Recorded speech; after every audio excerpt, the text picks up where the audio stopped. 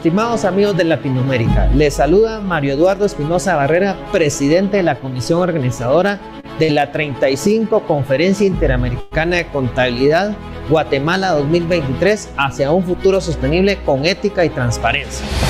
Guatemala, un país listo para impactar, listo para crear experiencias inolvidables, un país listo para recibirte. El país elegido como la sede de nuestro magno evento. Te invitamos a conocer el lugar que será sede de la 35 Conferencia Interamericana de Contabilidad y del 14 Congreso Latinoamericano de Educadores del Área Contable en el mes de noviembre de 2023. Hotel Casa Santo Domingo y Santo Domingo del Cerro. Es un lugar con historia, cultura y con vistas majestuosas a los 3 volcanes que rodean la región: Agua, Fuego y Acatenango. Cuenta con jardines modernos, restaurante, centro de convenciones,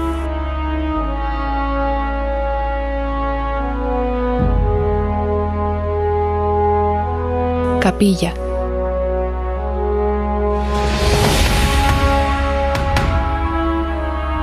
museos permanentes de importantes figuras de la historia de Guatemala,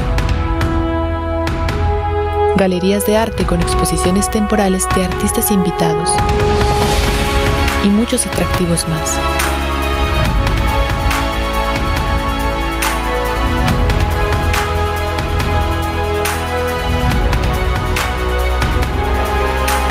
Ubicado en la antigua Guatemala, ciudad declarada como Patrimonio Cultural de la Humanidad por la UNESCO en 1979, donde se vive la mágica y mística ancestral. Este será el punto de encuentro para el intercambio de experiencia, ideas y conocimientos contables, con profesionales de diferentes partes del continente americano. Serán 5 días donde contaremos con la participación de expositores de alto prestigio internacional, disertando temas clave de contabilidad, administración y finanzas, control de calidad, tributación y fiscalidad, entre otros. Reserva las fechas y asiste. 5 y 6 de noviembre de 2023, 14º Congreso Interamericano de Educadores del Área Contable. 7, 8 y 9 de noviembre de 2023, 35ª Conferencia Interamericana de Contabilidad. Inscríbete a través de WhatsApp, más 502 5182 4313. Correo electrónico, inscripciones@sic2023guatemala.com. Visita nuestra página web, sic2023guatemala.com. No te la pierdas, te esperamos.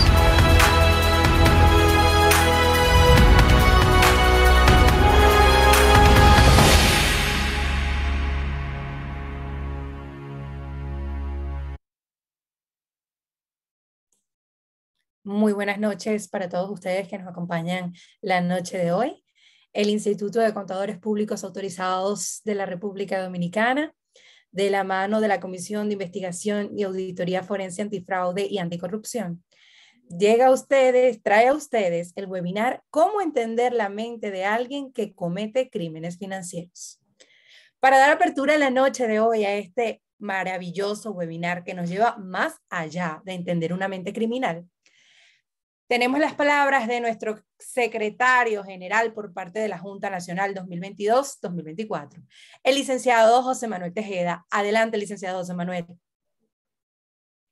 Gracias, María, y bienvenidos todos los contadores a este nuevo round que tiene preparada la Comisión de Investigación y Auditoría Forense para seguir capacitándonos sobre estos temas. La doctora hoy trae un tema extraordinario: cómo entender la mente de alguien que comete crímenes financieros. Yo creo que aquí vamos a aprender mucho sobre qué cruza por esas mentes, cómo dejan todos los periquitos sueltos y por qué caen después. La gente debe de saber, antes de que la doctora lo diga, que en contabilidad todo explota. En el vocablo de los tigres de la calle, eso es lo primero que dicen. Al final, no explota, no, explota en contabilidad. Y así es una realidad. La contabilidad es algo que si usted lo analiza, lo audita bien, hace su buena auditoría, usted va a encontrar todas las cosas malas que las personas hicieron. En este caso, saber cómo funciona una mente que planifica, maquilla y arregla contabilidad para beneficio propio es algo que yo creo que nos va a servir a todos. Sobre todo el tema de cuando uno esté en una auditoría y esté enfrentado a muchas personas que pueden ser parte de un engranaje, de un fraude financiero. Y yo creo que la doctora nos va a enseñar muchas cosas de cómo comprender y entender y cómo poder saber quién está diciendo verdad y quién dice mentira sobre una buena contabilidad o unos números ocultos que muchas veces suceden. Dale las gracias a Richard y a su equipo por este maravilloso webinar. Dale la bienvenida a todos los contadores en nombre de la Junta Directiva. Dale las gracias a la magistrada que nos va a acompañar hoy. Y quisiera de antemano ya dar mis felicitaciones porque sé que hoy vamos a aprender suficiente sobre cómo seguir trabajando cada día más en la auditoría forense y anticorrupción. Gracias, magistrada, gracias, Richard, y gracias, María. Y bienvenidos todos. Muchísimas gracias por esas palabras a nuestro secretario general de la Junta Directiva 2022-2024, el licenciado José Manuel Tejeda.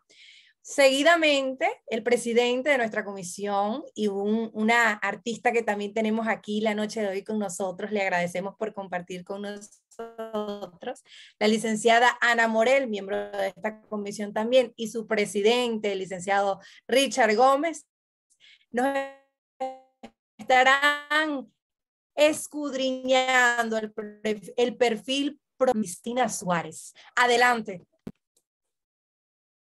Muchas gracias, María, José Manuel, Ana Morel y a todos los presentes que nos acompañan como cada semana en un interesante conversatorio donde vamos a tratar temas diversos.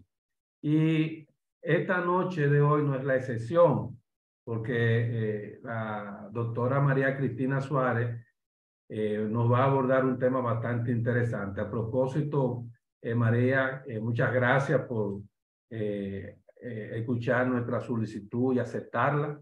Como bien te expresaba en privado, a través del doctor Nicolás Higgins, pues tuvimos ese acercamiento y nos alegra que en la noche de hoy pues nos apoye con un interesante tema, sobre todo tratado desde el punto de vista de un psicólogo forense. Entonces, creo que esto va a ser de mucho interés para la clase profesional que hoy está reunida, sobre todo en un interés marcado como la auditoría forense y el peritaje contable.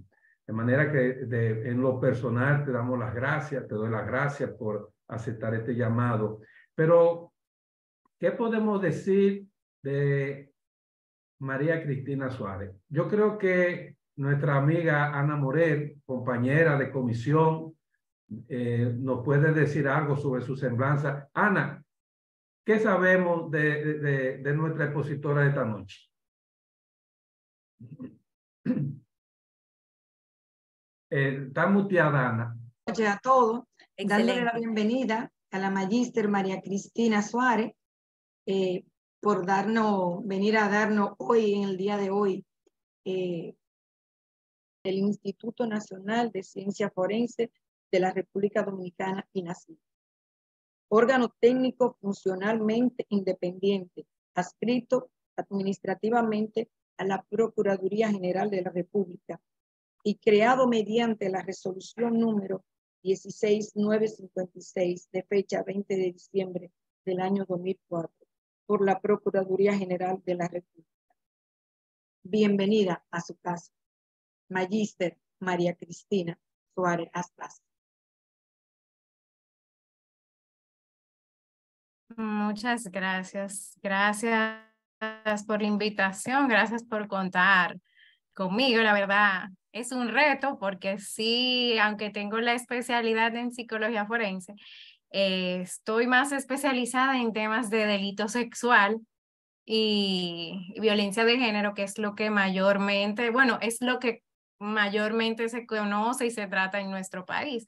Pero la verdad, porque de hecho haciendo psicología clínica, con maestría en psicología forense y penitenciaria, desde el 2014 estoy trabajando para el INASIF, y ahí trabajamos, bueno, principalmente violencia de género, pero trabajamos de todo, delitos de trata y tráfico, de alta tecnología, todo lo que necesite una evaluación psicológica. Trabajamos con imputados, evaluamos imputados de diferentes delitos, o sea que tenemos de todo un poco. Entonces voy aquí a proyectar. Déjenme un segundo con el caso. Normalmente los delitos financieros se suelen, se puede decir que se consideran igual que la delincuencia de cuello blanco.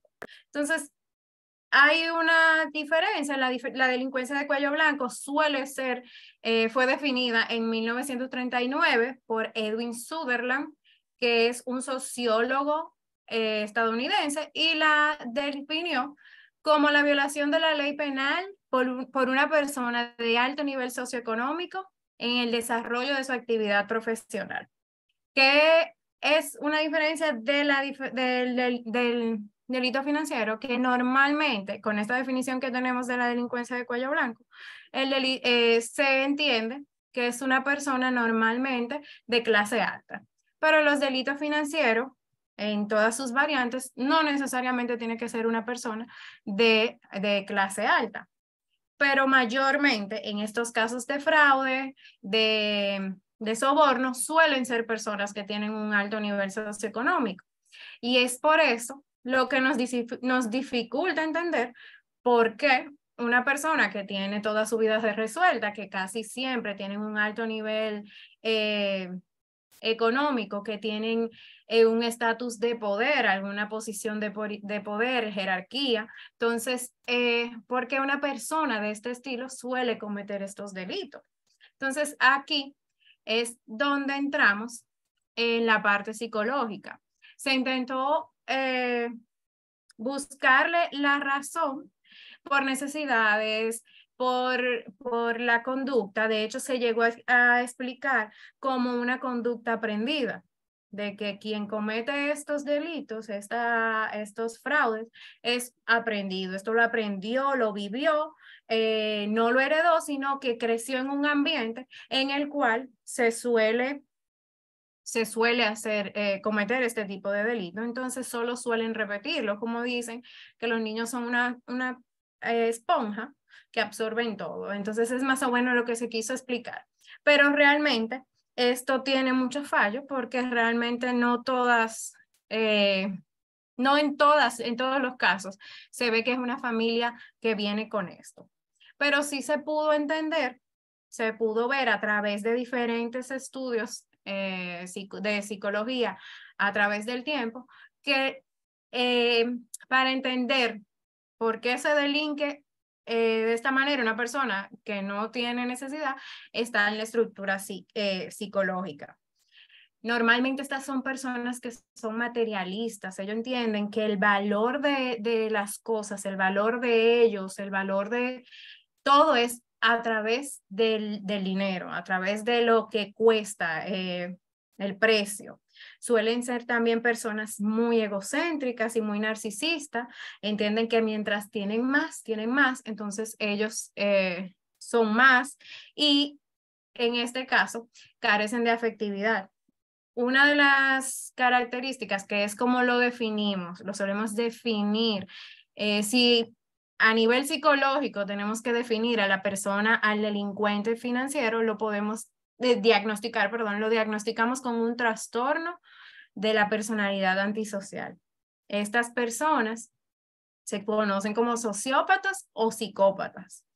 En los casos de los sociópatas, estas son personas con todas las características que me le voy a explicar, pero sienten remordimiento. Un psicópata, una persona que delinque por un trastorno de antisocial de la personalidad, no suele sentir ningún remordimiento, no siente ninguna culpa, entiende que no tiene conciencia de que lo que está haciendo está mal, sino entiende que es normal.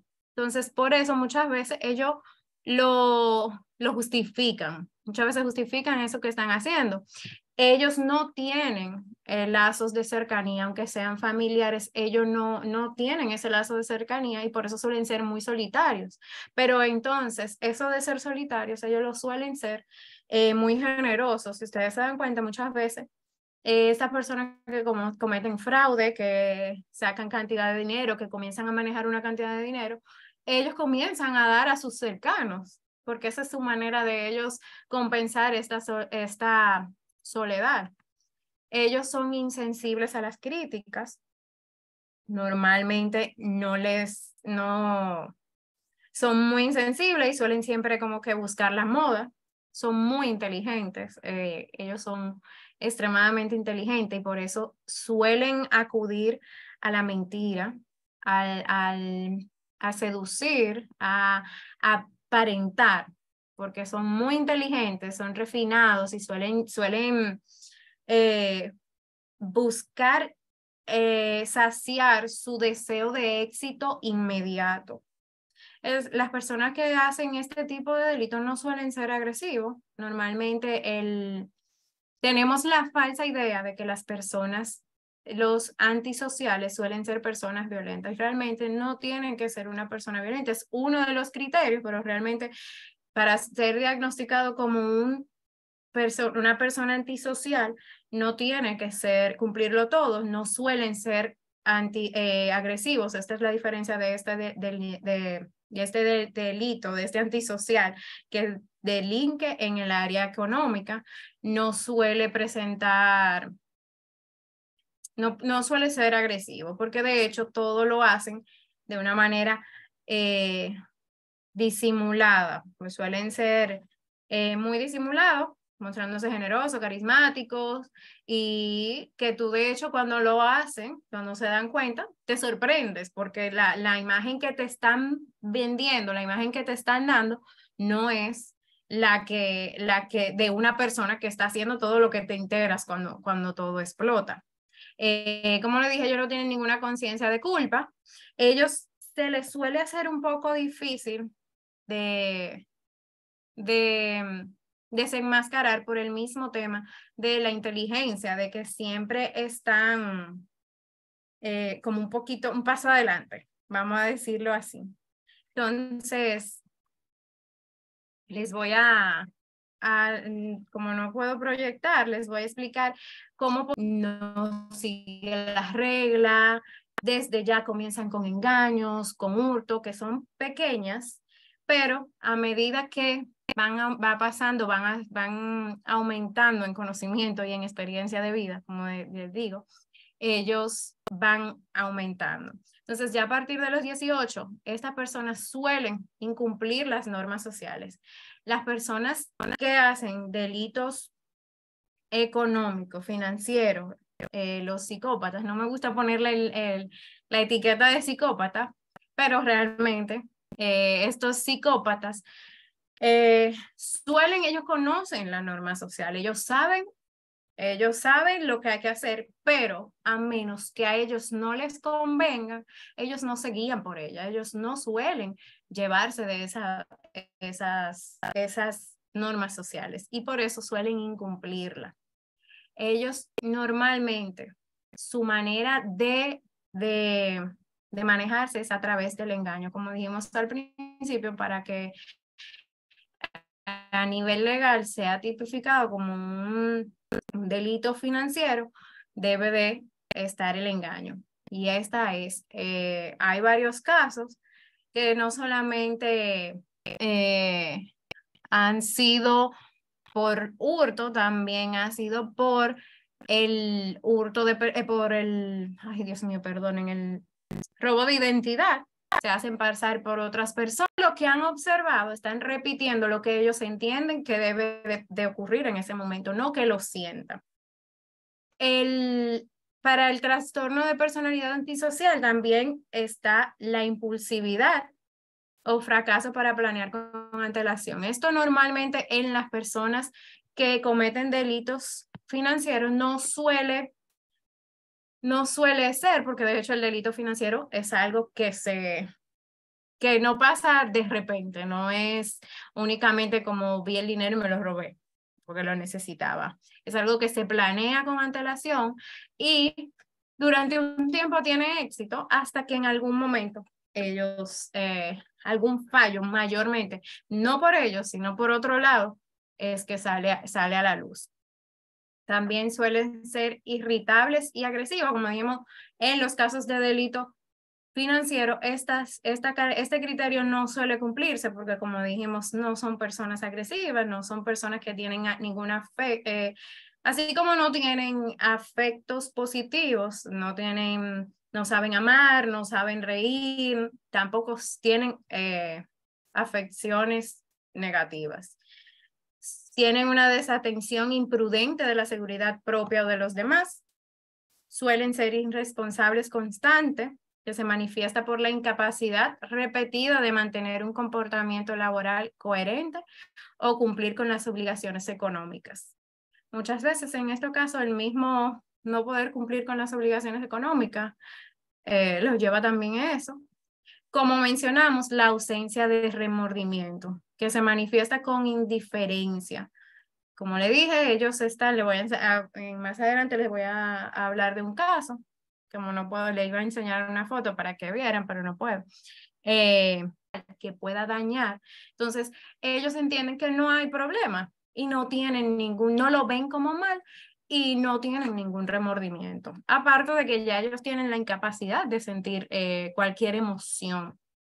Como les dije, para diagnosticar este tipo de personalidad antisocial, tenemos que esperar que esta persona tenga ya 18 años. Antes de los 18 no podemos diagnosticar como un trastorno de personalidad antisocial, sino con un trastorno de conducta y podemos especificar trastorno de conducta impulsiva, de robo, de agresividad, pero aunque no lo diagnosticamos desde los 18, antes de los 18, desde los 15, ya estamos viendo que esta persona está dando señales, como dicen. Tener en cuenta a nivel psicológico para diagnosticar a un antisocial al momento de ver esta persona que me está delinquiendo, este comportamiento no está bajo ninguna otra afección. O sea,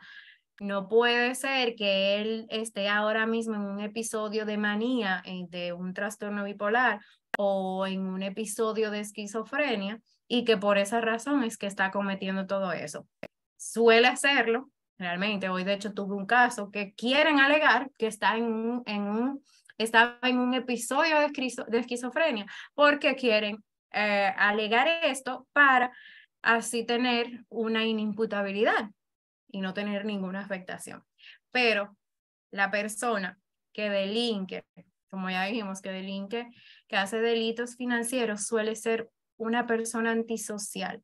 Y para yo poder ver todos estos criterios, no va acompañado de la esquizofrenia. O sea, si vienen a querer alegar de que, no, que él hizo todo eso, él no sabía, no, eso no va así. Una persona antisocial planifica, organiza y entonces ejecuta. En un caso de esquizofrenia, sí está la voz me lo dijo, yo lo hice porque él me lo dijo, alguien me lo dijo y ejecuta. Y en los trastornos de bipolaridad, igual. Como le decíamos, los rasgos que más se notan, que le dije, la incapacidad de amar, de llorar, reír, aunque lo hagan, no lo hacen porque lo sientan, no hacen porque no sienten, no hay un sentir. ellos son incapaces. Eso es un aplanamiento emocional. Al momento que ellos te están hablando de lo que hacen, de lo que ha pasado, ellos te hablan sin ninguna emoción, sin ningún tipo de remordimiento. No suelen ser empáticos a menos que el ser empático con esa persona le lleve algún beneficio, vaya a tener algún beneficio a través de esa empatía. Como les dije, no, aunque conocen las normas, no suelen acudir a ellas y suelen utilizar la mentira. Ellos utilizan la mentira, como les dije ahorita, para mostrarse carismáticos y muy encantadores con su víctima para que éste no sospeche. Muchas veces también ellos mismos pueden hacer creer que están ayudando. Entonces yo le traía un caso de donde se puede ver este trastorno de la personalidad antisocial. No sé si algunos de ustedes han visto Netflix, una serie que se llama Inventing Anna. Inventing Anna es una serie basada en la vida real. Es una joven rusa que se llama Anna Sorokin o Ana del Bey. Anna Sorokin llegó a Estados Unidos y llegó sin conocer nada, sin tener nadie, era de una familia de escasos recursos de Rusia, y llegó a Estados Unidos vivió la vida de lujos. Ella viajó en jet privado, vivió en hoteles de lujo por largas temporadas, llegó a ser un club muy de la alta élite con muchos requisitos, llegó a construir hasta un edificio, pero todo esto fue en base a engaño. Aquí se ve las características, los rasgos de un psicópata en Ana. Ana llegó a Estados Unidos haciéndose pasar por una aristócrata alemana. Y aquí empezamos con el engaño. Se mostraba como una persona muy simpática, muy culta, muy inteligente. Ella solía, a partir de todos estos engaños, ella logró defraudar grandes hoteles, quedándose en hoteles sin pagar. Logró utilizar, de hecho, utilizar tarjetas de créditos de la alta élite de Estados Unidos para consumos de ella. Ella llegó a viajar gratis en aerolíneas en jets privados con el uso del engaño. Ella vivió su vida de lujo. ¿Qué pasó con Ana? Ana siguió, como les dije, ella son muy inteligente, es muy encantadora, ella utilizaba todos estos engaños y con estos engaños ella solía ser muy generosa. Por ejemplo, en el hotel donde ella se quedaba, que gastó miles de dólares y no pagó nada, ella solía ser muy dadivosa con la recepcionista, que era quien le cobraba, quien se encargaba de hacer el conteo de sus gastos. Ella era muy generosa con ella.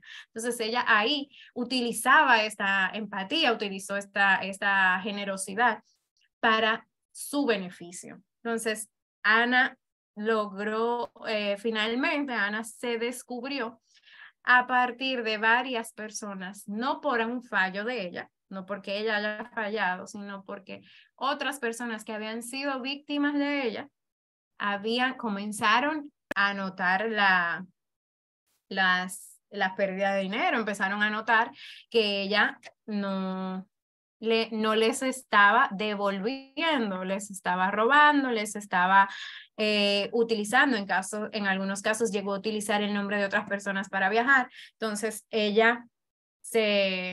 comenzaron a hablar y se hizo una investigación. Ana estuvo presa y de hecho que quería mostrárselo, una foto que había en los juicios que Ana estuvo. Ana no mostraba ningún arrepentimiento. Ana seguía sonriente. Y yo no sé si a lo mejor es que yo soy un poquito rara, pero si yo estoy en un juicio donde yo me enfrento a una condena de hasta 12 años de prisión, yo no creo que voy a estar tan sonriente. Ana en ningún momento mostró ninguna arrepentimiento, como dijimos. Un delincuente financiero no muestra arrepentimiento, un psicópata, perdón, un antisocial no muestra arrepentimiento. Como les dije, no tienen lazos de cercanía. Ana, al momento que salió de su país, ella no mantenía ningún contacto con su familia. Ella no tenía ningún círculo cercano, porque de hecho ella cambiaba de círculo constantemente, porque como les dije, no tienen un círculo. Y en el caso que tienen un círculo, si se dan cuenta en muchos casos, en los casos que son como los sociópatas, como les explicaba, los sociópatas sí establecen lazos de cercanía, sí llegan a sentir remordimiento. Por ese caso, en estos casos, los sociópatas no suelen cometer estos delitos en círculos cercanos a ellos. No suelen ser en casos, por ejemplo, en su empresa. No suelen hacer casos cercanos porque tienen remordimiento, pero los psicópatas, como les explicaba, no tienen ningún remordimiento, ningún lazo. Como les explicaba de este caso de Ana, y se mantuvo en los juicios sin ningún tipo de culpa durante el juicio. De hecho, Ana ya la liberaron, Ana está libre ya y está cumpliendo arresto domiciliario y todavía en las redes sociales ella sigue publicando su lujosa vida. No sé, realmente no sé cómo lo está haciendo. Me imagino que ahora, como ella vendió su historia, está en Netflix, me imagino que ahora sí está con un dinero que no fue a través de fraude ni engaño. Entonces, también otro ejemplo que le traía de otro antisocial, otro que también podemos ver los criterios, como yo digo, de librito en este antisocial, es el estafador de Tinder. No sé tampoco si lo han visto este caso. Esos dos casos son bastante mencionados, son bastante mediáticos, están en Netflix para los que quieran ver las historias. A ustedes de verdad le va como peritos financieros, le va a ayudar mucho a entender un poco la mente. Este estafador de Tinder se hacía pasar también por hijo de un multimillonario, pero era un hijo de una familia judía israelita. Entonces, él se pintaba como un millonario, hacía publicaciones y hurtaba la identidad de otras personas. De hecho, él cambió su nombre, él utilizaba otro nombre, ya finalmente cambió el nombre legalmente. Y a partir de ahí, él engañaba a las mujeres diciéndole que él era millonario, que él tenía muchos millones y solía pedirle dinero prestado y nunca se lo devolvía.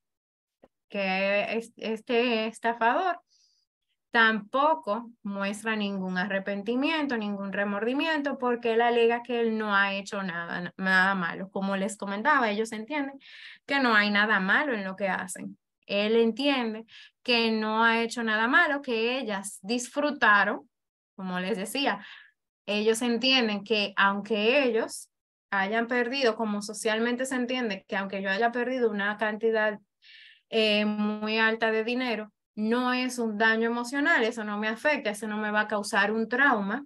Él entiende que ellas disfrutaron esa estafa y él no presenta ningún tipo de remordimiento. De hecho, él aún está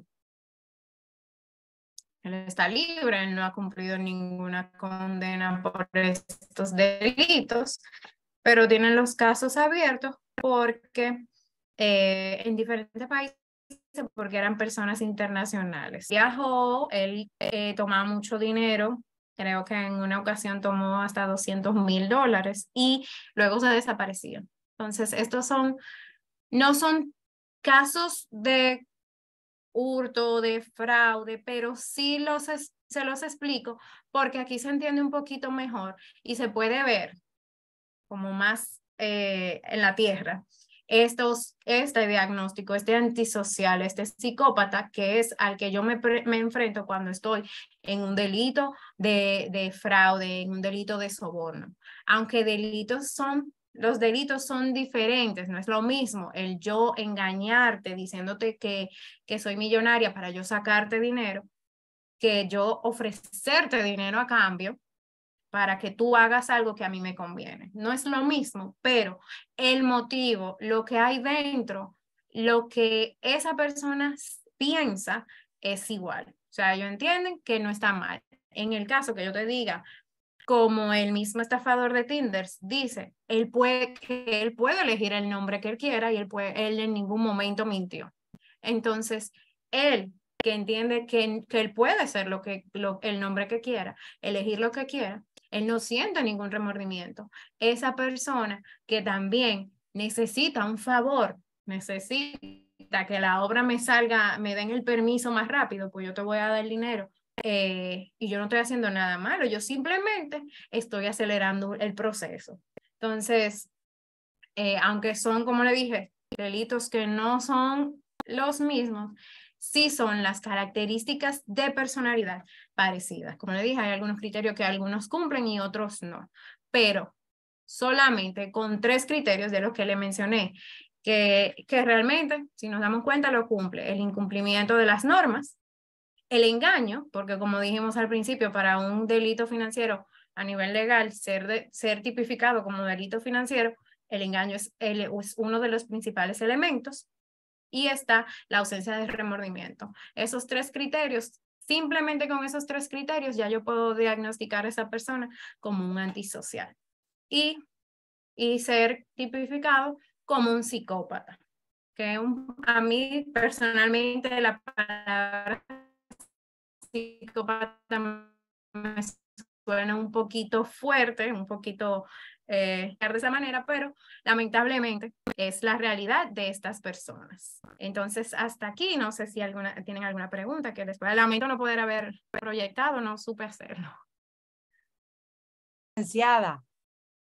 Bueno, en ese caso, la empresa, si ella está cometiendo el robo, puede demandar, puede hacer su investigación por el robo.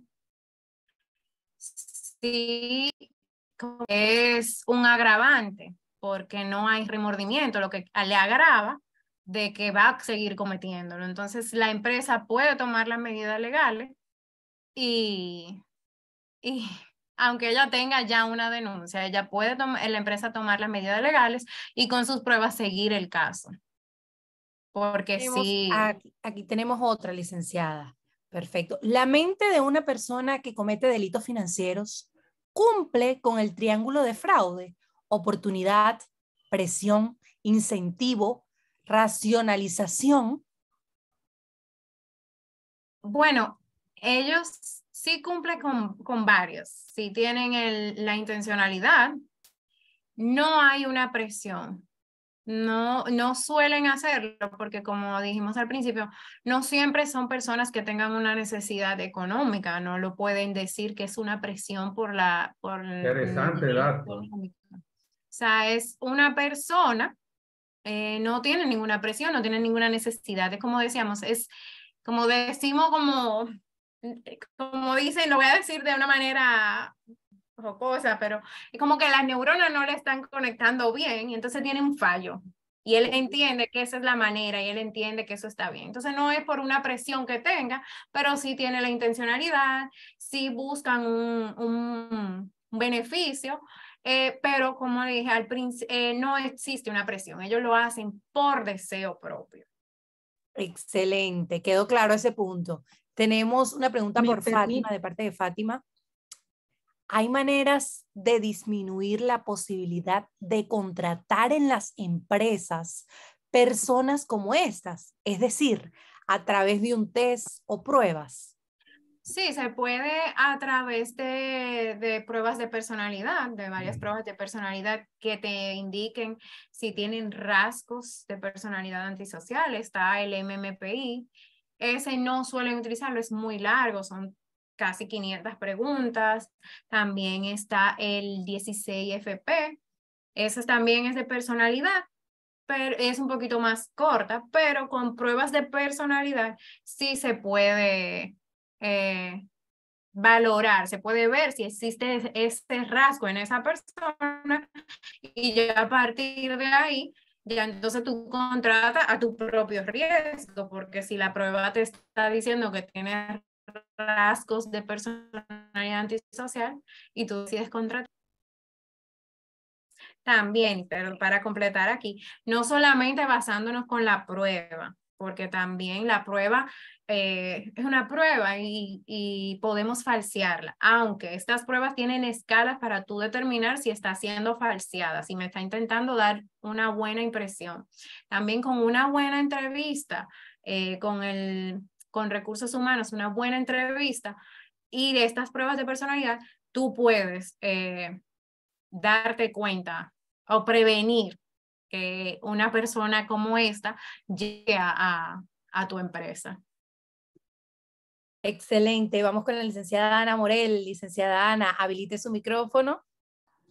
Sí, ya está habilitado. Excelente. Sí. Doctora, con relación al perfil psicológico en términos laboral de quien comete el fraude, mirando desde ese punto de vista, me gustaría preguntarle, ¿conoce usted o ha oído hablar del triángulo del fraude?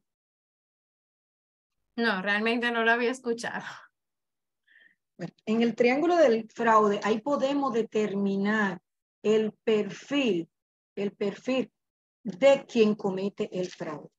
Porque se tienen que dar varias condiciones, 2 y una que es adicional, donde 2 elementos básicamente se tienen que dar, que es la oportunidad y el razonamiento y la presión que tenga la persona para que se puedan dar los tipos de fraude a nivel laboral.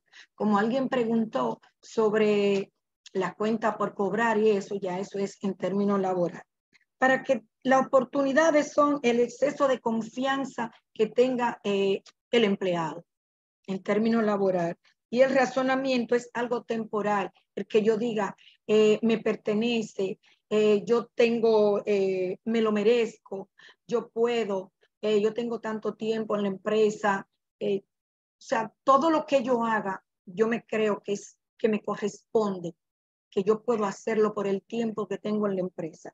Y la presión viene dada por la situación económica que tenga el individuo. Entonces, y la necesidad cotidiana en el día a día. Quería acotar eso sobre la persona que estaba preguntando.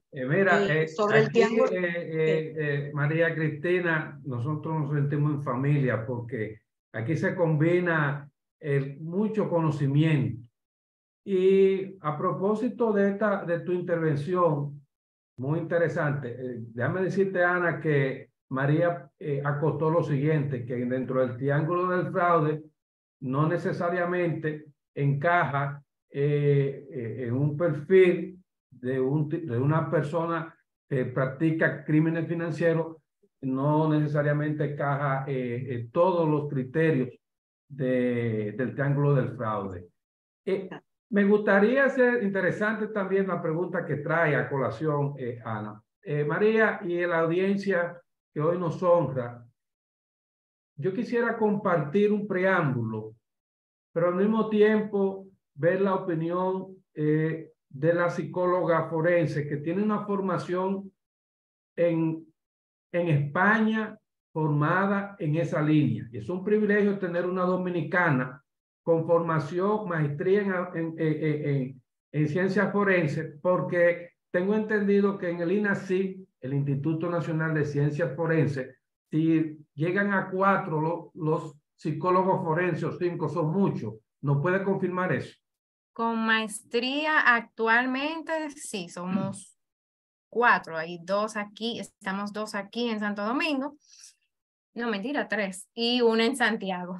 O sea, que en toda la República tenemos 4, ¿verdad? Con maestría, sí, con maestría. Los demás ya son por el ejercicio. Por el ejercicio. Interesante, ese es el privilegio que nosotros tenemos de una expositora como tú esta noche. Pero quiero puntualizar algo. Miren, señores, en las ciencias fácticas, cuando se quiere investigar conducta. Nosotros tenemos herramientas como los estudios biológicos para evaluar conducta. Tenemos a mano los estudios psicológicos para evaluar conducta. Y tenemos a mano los estudios sociológicos, dentro del cual está la criminología, que busca en la investigación identificar o evaluar conductas. En el derecho también se procura conducta. ¿Por qué esa persona cometió el delito? Y entonces entra lo que se le llama la figura de la teoría del delito, como un componente importante en la investigación penal, que es consona y va de la mano en una investigación de tipo forense. Ahora bien, a propósito del tema tratado por María Cristina, que es importante mencionar la psicología criminal. La psicología criminal es una rama de la psicología. Y en esa rama de la psicología existen o son tomados en cuenta una serie de elementos, como analizar, hacer el análisis criminal. Y detrás del análisis criminal, muchas veces estos especialistas pues procuran saber no solamente quién cometió el crimen o el delito, sino también los cómplices que hay en el mismo. Existe también dentro de la psicología criminal lo que se le llama la perfilación criminal. Perfilación criminal. En la perfilación criminal, usted como investigador se coloca en la mente del criminal. Usted, como dicen, se coloca en la mente del criminal. Y al ponerse en la mente del criminal, usted identifica características de la personalidad del criminal, su comportamiento. Usted analiza el delito y la escena donde usted lo practicó. Y de ahí entonces ese psicólogo criminal, pues evidentemente, identifica los motivos. Si lo planeó, si fue por impulso, si fue pasional. Y ahí es que entonces sale de la perfilación criminal el famoso triángulo del fraude. Y es ahí donde la psicología forense criminal hace su aporte a la auditoría forense y al peritaje. Entonces, de ahí entonces cae el dicho que en la teoría del triángulo de fraude son los psicólogos que nos proveen esa herramienta. De manera que si son los psicólogos quienes nos proveen esa herramienta de identificar los tres elementos del triángulo del fraude, entonces no nos compete a nosotros como auditores forenses pensar como criminal, más no serlo. Porque en el momento que pensemos como criminal, más no serlo, estaríamos tomando atribuciones y competencias que la ciencia fáctica no nos da a nosotros como auditores forenses ni como peritos. Pues la psicología criminal, los psicólogos criminales son los que están facultados para hacer ese ejercicio, más no nosotros. De manera que nosotros, la auditoría forense, se auxilia de la psicología criminal. Y le dice, mira, nuestra investigación consiguió esta situación. Yo quiero tu opinión. Y entra el psicólogo y analiza esa conducta. Y como resultado de esa conducta analizada, él nos dice, mira, esto, esto, esto. Y nosotros, como auditores forenses, empezamos a trabajar dentro de los tres elementos del triángulo del fraude en la oportunidad. En la oportunidad. Y empezamos entonces a trabajar, ver de qué forma podemos construir controles internos contra el fraude para que pueda mitigar y no se dé esa situación. Pero eso es como resultado, evidentemente, del aporte que está haciendo la perfiliación criminal, que es competencia de la psicología criminal. Y esos psicólogos criminalistas, pues evidentemente en su informe, ellos toman en consideración lo que se le llama la valoración para juzgar al imputado. Si ellos en esa valoración para juzgar al imputado observa que la persona que firmó el cheque, que falsificó la firma del administrador, que hizo la diablura, la hizo, pero fue bajo un estado mental que no es el que le compete, bajo un estado mental que no es de su control, pues evidentemente es este psicólogo criminal quien va a valorar si esa conducta practicada es objeto de ser tomada en cuenta en un juicio penal o no. Entonces, imagínense que se haya determinado que sí, que esa persona, pues evidentemente practicó un hecho, pero que tiene ciertos trastornos que lo llevan o lo conducen a practicar ese tipo de conducta. Entonces, cuando el psicólogo criminalista identifica eso, pues entonces evidentemente hace su trabajo y nos lleva a nosotros a pensar dentro de la teoría del delito. Y en la teoría del delito cogemos este trabajo pericial de las ciencias auxiliares, de la psicología criminal, y decimos que estamos en presencia de un eximente de responsabilidad, que es uno de los componentes de la teoría del delito, dentro del cual el auditor forense debe de tomarlo en cuenta. ¿Por qué? Porque cuando estemos entre un tribunal, en un estrado, es muy probable de que nos topemos en un interrogatorio o en un contrainterrogatorio y seamos sometidos a preguntas capciosas para sacarnos de nuestro entorno o dentro de nuestro contexto. De manera que debemos ver esa importancia de la psicología criminal, cómo se desprenden dos puntos importantes en apoyo. Entonces, ¿cómo nos nutre esto en la auditoría forense?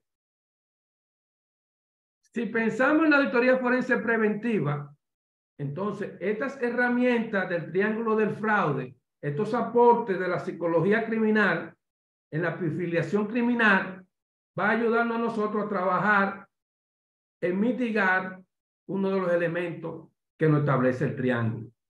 Entonces, es importante el apoyo de esta rama para trabajar lo que es la auditoría forense preventiva, pero también nos ayuda mucho cuando el expediente está en una fase de judicialización y entonces podamos en estrado, si encontramos un débito, una acción penal por la activación de un débito o la activación de un crédito mal hecho, intencional, calculado, premeditado, y nosotros tenemos informes de psicología criminal que el que practicó ese débito, el que practicó ese crédito, lo hizo con sus cabales, pues evidentemente podemos decirle en un momento de que se nos interrogue si nuestra investigación forense o nuestra investigación de tipo pericial, si observamos esos tipos de variables y nosotros podemos estar en capacidad de responder sin caer en subjetividad. Quería compartir eso. ¿Qué tú opinas, María, a propósito de este preámbulo de la psicología criminal?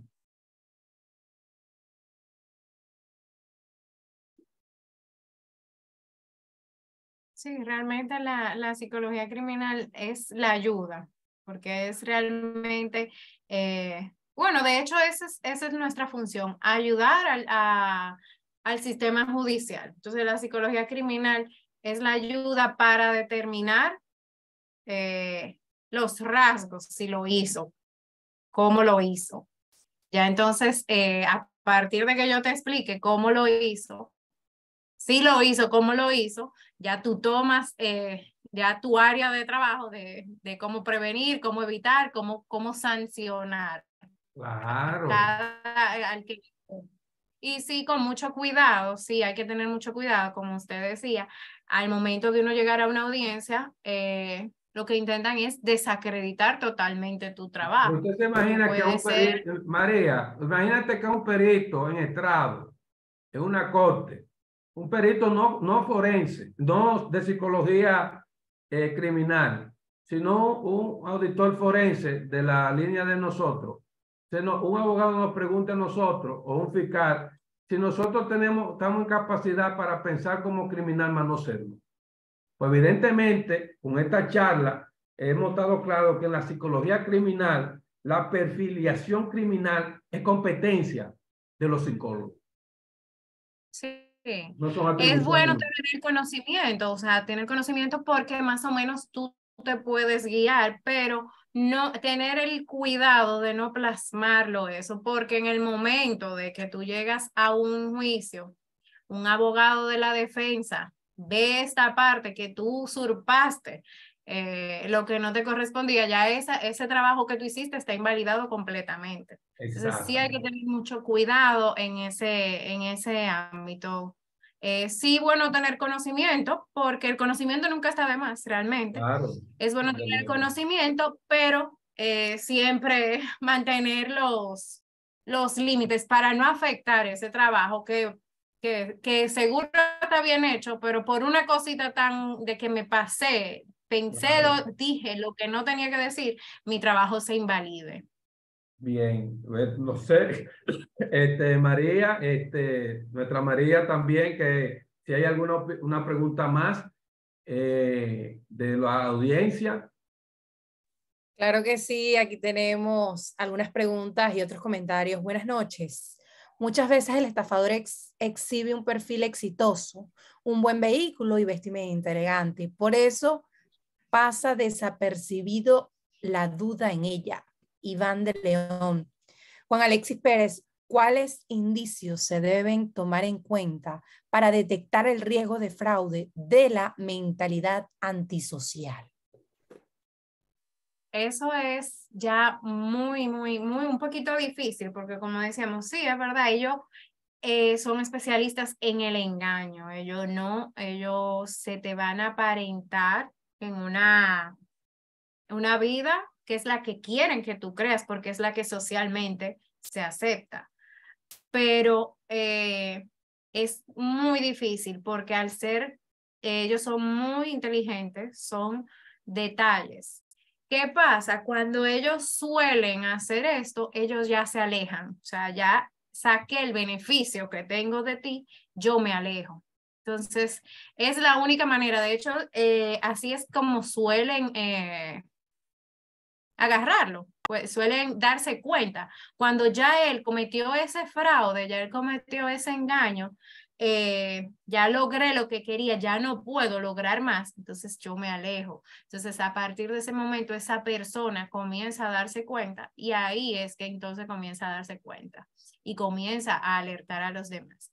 Sí hay que tener, observar mucho, observar los comportamientos, como yo le dije, no tienen ninguna... No es ahora tampoco que vamos a estar chequeando todo y no confiando en nadie, pero sí observar muy, muy generosos, son generosos, pero tú puedes ver que no hay hay como una pared, como decimos, hay como algo que bloquea esa cercanía, ya por ahí tú puedes ver viendo que no mantiene como una cercanía no tiene un círculo cercano fijo, sino que tiene como varias personas, ya ahí tú más o menos vas viendo que esa persona tiene algunos rasgos que podrían llevar a eso. No es que todas las personas que sean así y tengan esas características van a cometer un fraude, pero si tienen esos rasgos, hay que estar más alerta y tener más cuidado al momento de interactuar y revelar a lo mejor alguna información confidencial. Excelente, licenciada. La licenciada Ana levantó la mano, licenciada Ana. Sí, gracias.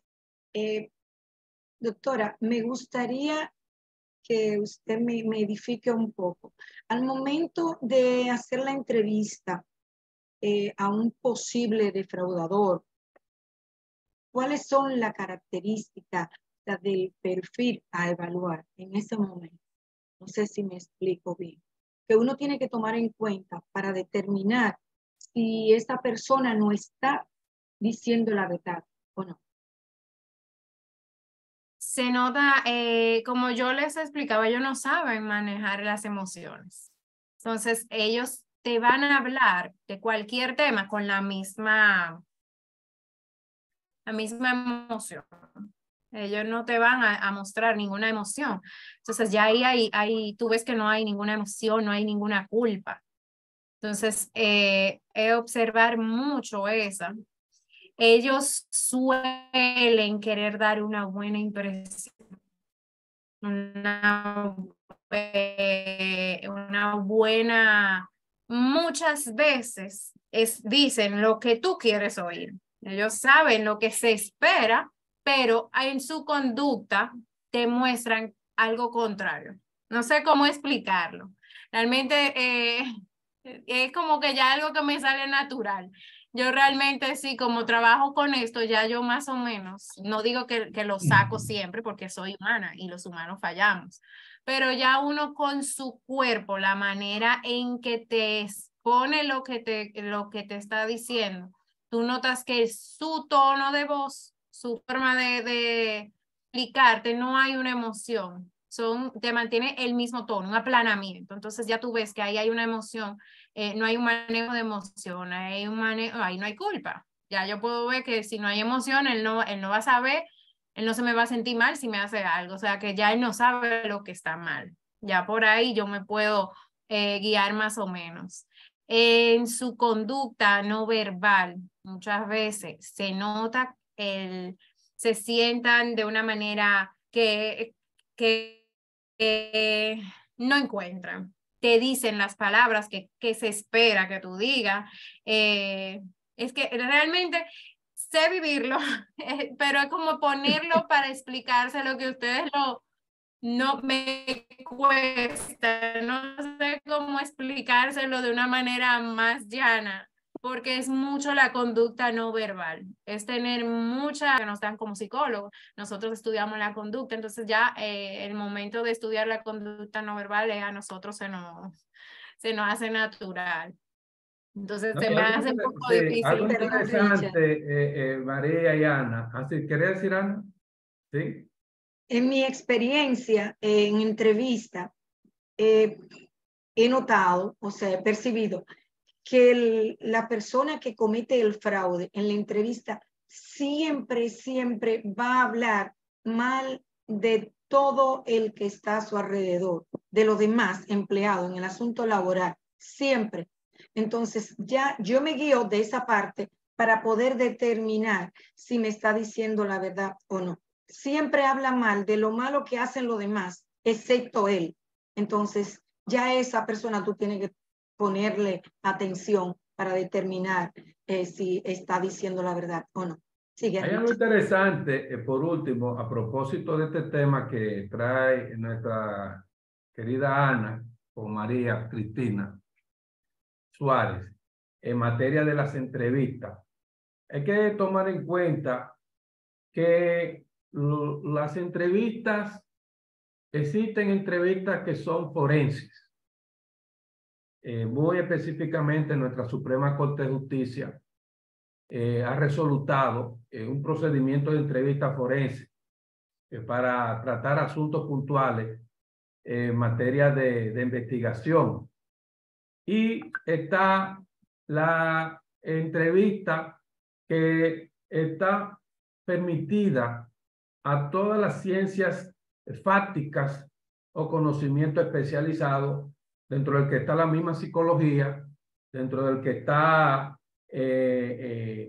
la auditoría forense, que tenemos facultad para hacer entrevistas, sobre todo porque la misma ley 633 dentro el legislador en su momento nos confiere esa facultad de entrevistar. Ahora, y también está una normativa que tiene que ver con el interrogatorio, que es una especie, pero practicado ya en la fase de judicialización y conforme a las normativas sustantivas, que hay un protocolo específico dado de manera puntual a los fiscales y a los abogados cuando sí el tribunal lo ordene.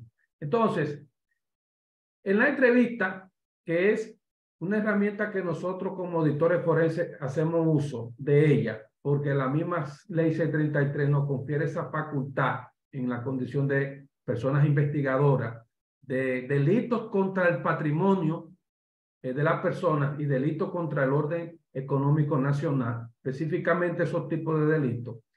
Nosotros en la entrevista lo que procuramos es que cuando entrevistamos a la persona, lo que procuramos es que de una manera sutil, con nuestra sutilidad, mejor dicho, nos aporte información a lo que nosotros tenemos. Si yo lo que tengo en la primera entrada de indicio es que en la cuenta por cobrar hay un meneo raro, que hay una cualioca que se cogió, que hay un débito mal dado, y ese débito, ese crédito mal dado, tiene una expresión de salida. Entonces, yo llamo a esa persona, lo entrevisto, pero quiero sacar más información de la que tengo, porque con esa información que tengo, esa entrevista debe decirme más objeto de investigación y qué otros procedimientos debo yo utilizar para lograr el objeto de estudio de la investigación. Entonces, eso en el caso de nosotros, lo que debe de ayudarnos en la entrevista, claro está, ¿verdad? Como bien expresa ustedes, los comportamientos, que se sentó, que miró para arriba, que miró para abajo, pero al final lo que debe de decirnos nosotros o ayudarnos con esa entrevista es qué procedimientos adicionales puedo yo utilizar en función a ese conversatorio con esa persona que me permita lograr determinar la verdad material de ese indicio de fraude, de ese indicio de corrupción o ese indicio de lavado. Creo que nosotros ha sido bastante interesante, María. María, si te lleva de nosotros. Licenciado, de tenemos una pregunta por parte de la licenciada Arabelis Calderón. Por favor, Ángel, habilítale el micrófono a la licenciada Arabelis Calderón. ¿Me avisas? Para cuando ella esté con nosotros aquí, para que pueda hacerle... Adelante, licenciada, estamos en vivo, la escuchamos. Buenas noches a todos. No, yo lo que quisiera es algo de un caso que yo viví reciente. Pues tuve que pasarme 3 días de interrogatorio con abogados y fiscales en una auditoría forense que realicé. Y sin yo ser psicóloga, yo noté algo en uno de los acusados. Y es que en ningún momento él bajó la cabeza. En ningún momento él se sintió compungido. En todas las audiencias yo lo he visto a él muy altivo, dando instrucciones a los abogados. Y cuando casi siempre salía de las audiencias, daba declaraciones a la prensa, excepto el último día que hubo el interrogatorio final y el contrainterrogatorio de los abogados y el fiscal, en que más o menos como que quedó más evidenciado los resultados de mi trabajo. O sea que, como decía la psicóloga, generalmente, o sea, uno puede, aunque uno no sea psicólogo, uno puede, porque claramente por los estudios que hemos realizado, uno nota con patrones de comportamiento en las personas que han cometido los hechos. Me gustaría que ella me confirme si es así, que más o menos hay ciertos patrones que esas personas realizan cuando han cometido los hechos, que si es más o menos por la línea que yo he dicho, porque yo tuve esas observaciones. Gracias. Sí, realmente esa es la diferencia del delincuente financiero. Cuando es una persona de necesidad que robó por una necesidad, tú puedes ver un arrepentimiento, tú puedes ver una afectación. Pero en este caso de fraude, personas por lo que comenta, se puede deducir que es una persona de un alto nivel, de una alta clase social. No hay un arrepentimiento, no hay ninguna conciencia de lo mal. Entonces, es así, en estos casos de delito de fraude, de soborno, que como dijimos, suele verse más en clase alta, no existe esa culpabilidad, no existe ese pesar al escuchar los hechos cuando se le está leyendo por qué se le está imputando, no suelen mostrar ninguna reactividad. Eso es muy característico en este tipo de delito, porque como dijimos, quien roba una para poder comer, sí muestra un arrepentimiento. Ahora también no es solamente que las personas de alta clase social lo que no tienen remordimiento. La psicopatología no es solamente para las personas de alto nivel adquisitivo. Hay antisociales en clase baja. Por ejemplo, podemos ver todos estos que matan, estos sicarios, todos estos que roban y matan.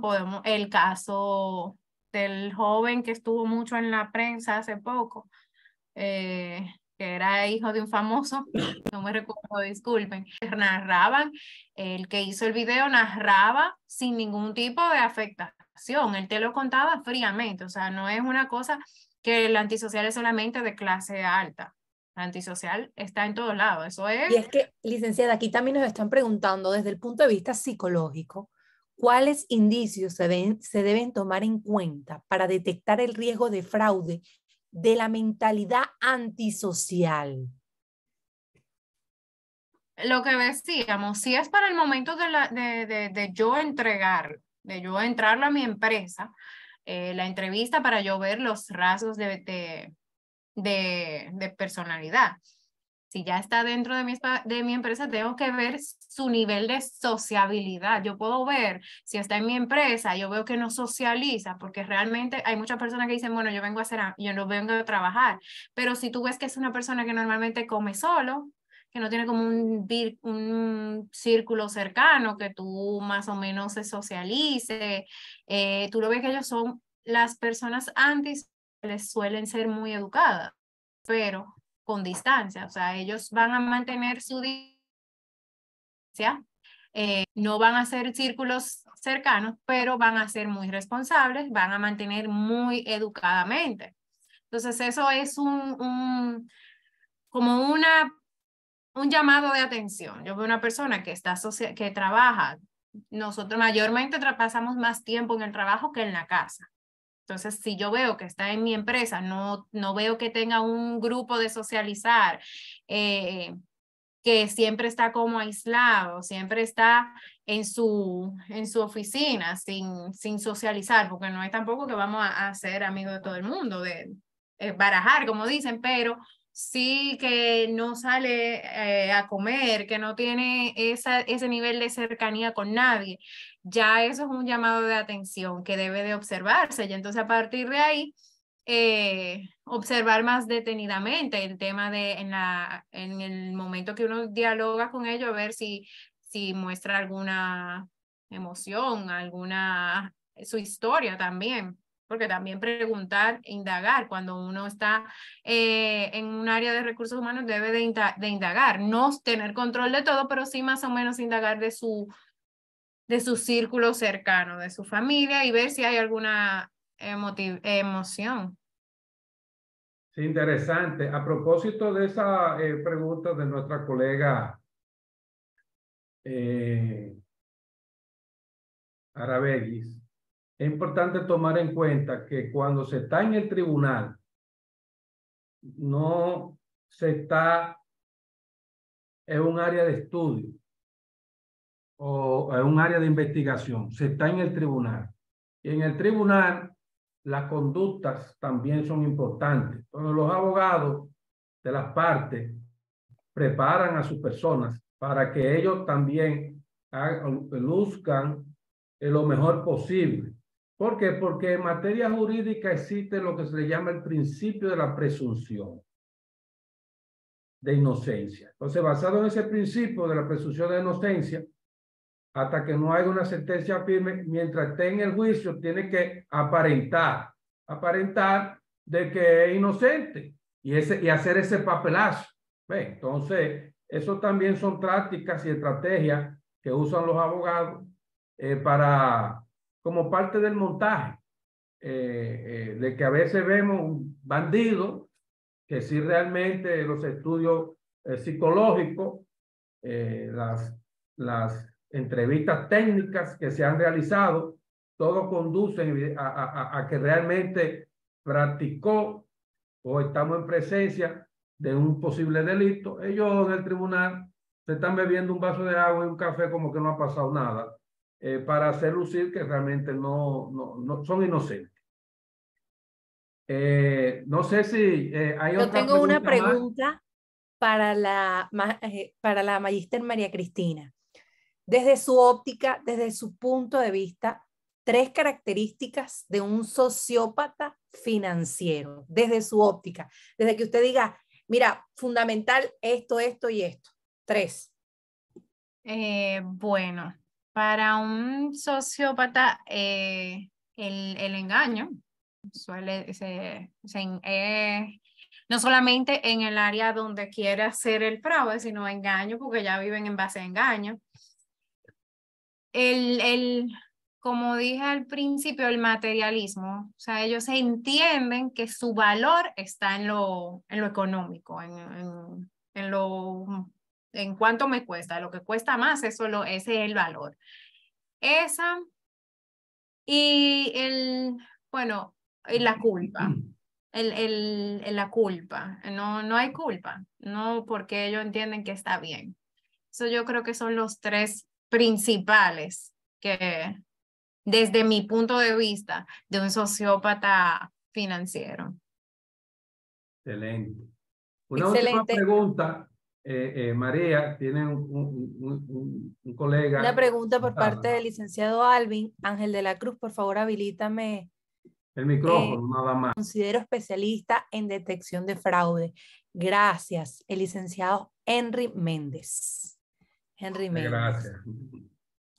Excelente. ¿Pudimos conectar con el licenciado Alvin? Anticorrupción del Instituto de Contadores. Por supuesto, a nuestra queridísima licenciada Ana Morel, parte de esta comisión la noche de hoy, por acompañarnos en estas magistradas preguntas y en ese perfil profesional de nuestra querida María Cristina Suárez, que esperamos que más adelante, con otro tema, porque este tema tiene mucha tela que cortar, podamos profundizarlo más. Agradecerle, licenciada, será hasta una próxima oportunidad. Los invitamos a cada uno de ustedes a suscribirse a nuestro canal de YouTube, donde estará este magnífico webinar de la noche de hoy, titulado ¿Cómo entender la mente de alguien que comete crímenes financieros? Muchísimas gracias. Gracias. Feliz noche. Gracias, María Cristina. Gracias por la invitación. A usted por asistir. Gracias a todos. Ok. Bye.